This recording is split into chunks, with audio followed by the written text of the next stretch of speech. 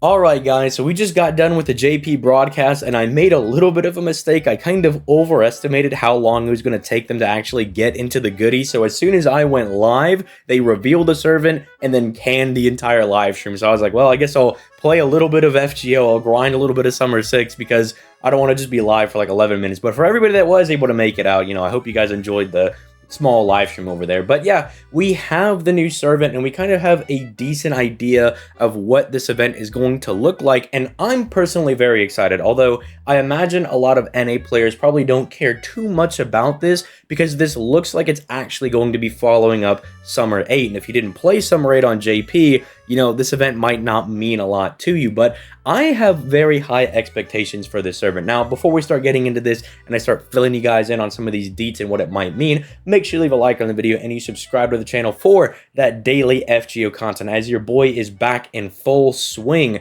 Also, if you want to see me do FGO Live, I do that every single weekday starting at 6 p.m. Eastern Standard Time, so make sure you come out for that as well. But let's start getting into this. Now, what do I mean about it following up Summer 8? Well, we have this servant over here, and I'm going to say Wandjina, something along those lines. I'm going to hope that that's close to the pronunciation of the name, but we're just going to call her new foreigner lady over here so I don't butcher it and then make everybody in the comment section mad or anything. But we have this servant, and basically, they appeared at the very end of Summer 8, and I kind of like that as an aside, where they kind of reveal the next servant that might be coming out at the end of like the other event. That's kind of cool. I like that idea where we get a little bit of a preview for some of their kits and everything, and then we get to summon them a little bit later. But yeah, she came in for that, and it looks like this might be kind of a follow-up to that, because the whole Summer 8 had this Australian meets Lost Belt 6 mashup type thing, as most of the characters were from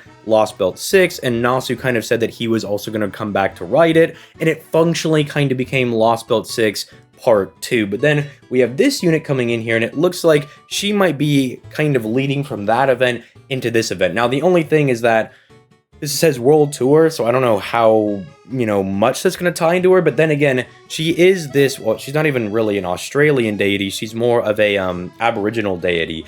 Well, not really a deity, a spirit from what I understand. I looked a little bit into her, but it looks like she's a pretty important spirit in their mythos or their theology and everything. So I'm excited to see what they do with this servant, and it looks like because now they're giving her more of this astronaut type vibe, that it looks like we might be going to like different civilizations and stuff around the planet. So I think that's pretty cool in and of itself. Now, she is a foreigner, as you can see right here, and I have high hopes for this because let me just go over here and let's just pull over just some of the different foreigners that we have. Foreigners is not a bad class. I saw some people complaining, being like, "Ah, foreigner, this can't be that good." But if you look at the foreigners that we have, I mean, realistically, it's just like the Abigails and the free-to-play MHX over here that just aren't very good units, because Hokusai and Voyager, I would say, are fairly solid, right? They're not the most broken units, but they are solid. You can get good usage out of them. And then MHXX over here is one of the best arts DPSs in the game. Same thing for Yang over here. Pretty much has like the most free damage mod of all time and has one of like the best CEs in Honey Lake to pair with her. The only thing that really stops her is if a boss is like debuff immune, but even if they have high debuff immunity, she can apply so much burn that you're bound to get one of them to stick eventually, right? So she's also really good.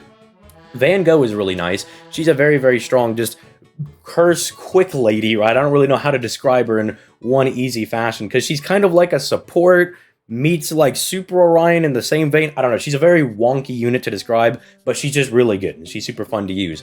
Jacques de Molay is very strong. Koyan Dark is not, I don't think, the like XEX tier servant that we all think she was when she first was announced, but I don't think she's bad. I still think at like the bare minimum, when I do my year roundup and I do all my tier lists at the very beginning of the year, she's probably still going to be in at least A+, if not maybe still cracking into S tier, because I do think she is still a very, very strong servant.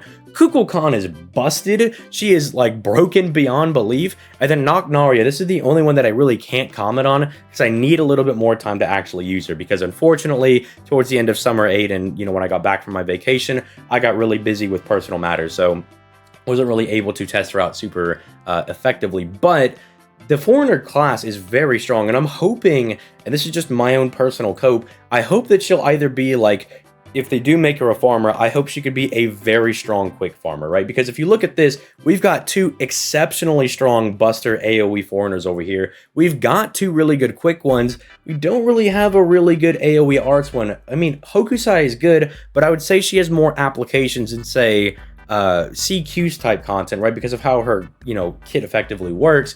I would like just a really good, quick farm if we can get that. Or if they want to be super cheeky, give us the quick support that we need. Not the one we deserve. It's literally the one we need. Give us somebody that can hang with the big boys, because Scotty and Ruler Scotty are a very good combo, but you pretty much need to have both of them to make quick work. Give us like someone that's like Castoria or Koyenskaya, where they effectively are like able to work on their own, and then if you pair Oberon with them, they get better. But they don't need Oberon. They can still do farming and stuff on their own. Obviously, Koyenskaya is a little bit more limited without Oberon, because then you can really only use 50% guys, but you get what I'm saying, right? So I think I would like to see her do something along those lines. Now, it's not looking like we're going to be getting a new 4-star, because they just put Kriemhild on rate up, which does disappoint me a little bit. That does seem a little lazy, because you couldn't have made like a new 4-star servant, right? Like, either we're putting so much into this new foreigner lady over here that she's so good and her animations are about to be insanely peak and her kit is just going to be absolutely broken. Maybe they had to take, all of that development for the 4-star because she has some weird new mechanic. I don't know, but it does seem a little lazy to me. And it does mean that I have very, very high hopes for the 5-star, because if you're not giving us a new 4-star, then this 5-star better be really, really good. Or we better be getting a really dummy, nutty, broken welfare servant. But I think they would have shown that in the live stream if we were getting it. So, I don't know. I'm a little iffy on it. But hey, Kriemhild's going on rate up. That's also really good, because I like Kriemhild a lot. I think she's super fun to use. So, yeah, that's like the main info that we got. We have this new event that's coming. We also got this little side banner over here, which, I think I might double upload just because these aren't like the most hype servants that are returning, but I do kind of want to do like an update video on some of these guys.